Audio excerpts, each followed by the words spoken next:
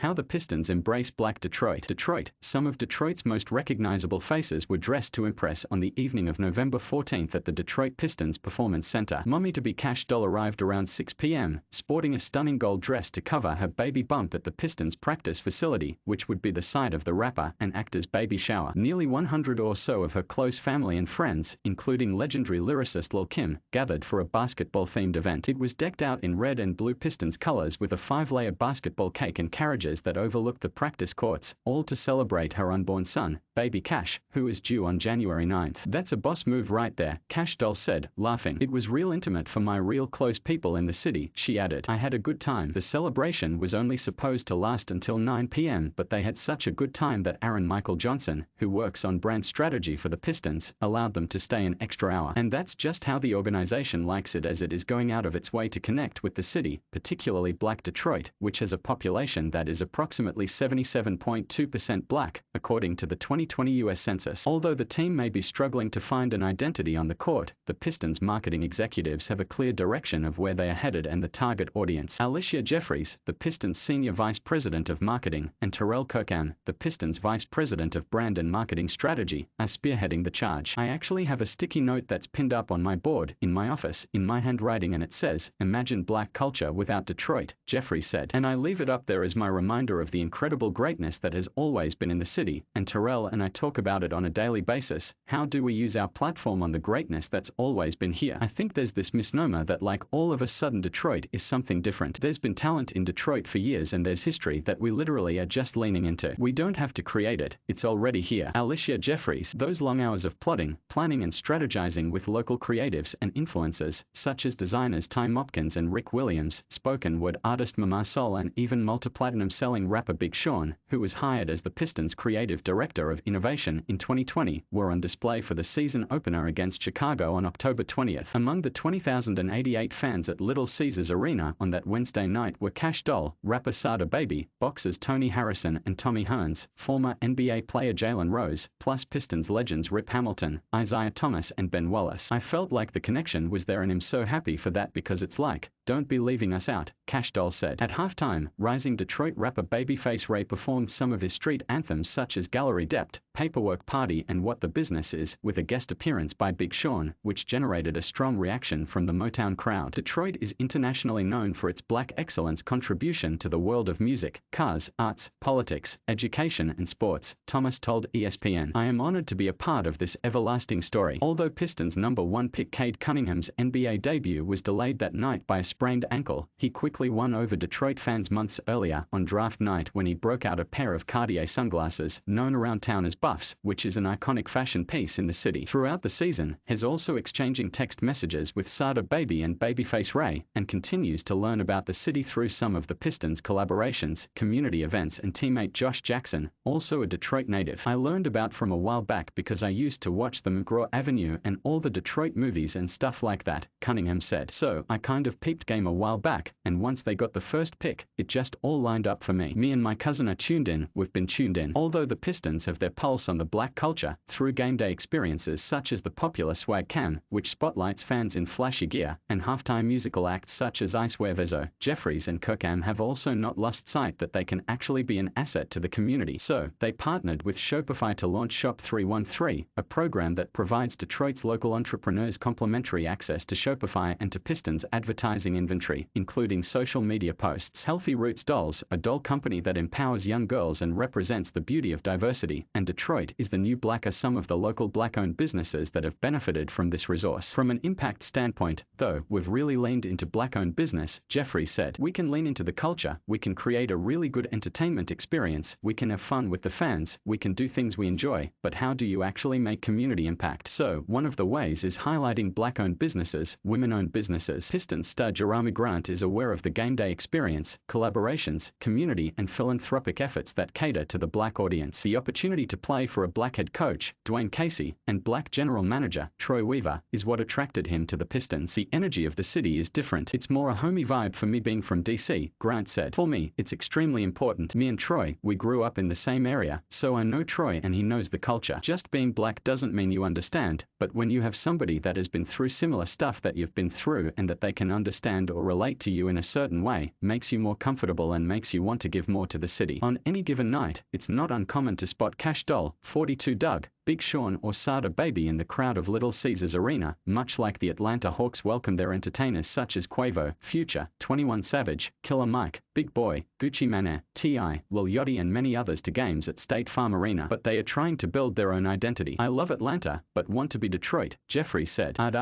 And now is the perfect time to capitalize on the heels of 50 Cent's popular BMF television series, which was based in the Motor City, coupled with the success of the ever-growing rap scene. The only thing missing is for the Pistons to match that energy. Detroit is on the rise like never before. We've had our time. I felt like people would have their time, but I feel like it would be one person, but it's like the Detroit culture is on the rise. People are copying what we've been doing. People are copying our sound. They are taking our beats, Kash Doll said. We've finally got that time to where New York people had their time. Atlanta people still have their time because they have their sound and always come up together, but it's finally a time where it's not just one person. It's like a whole culture is coming up. Eric Woodard is an NBA reporter for ESPN. A native of Flint, Michigan, Woodard is a disciple of the Michigan State Flintstones Mateen Cleaves, Morris Peterson, Charlie Bell and Antonio Smith, proudly representing 810.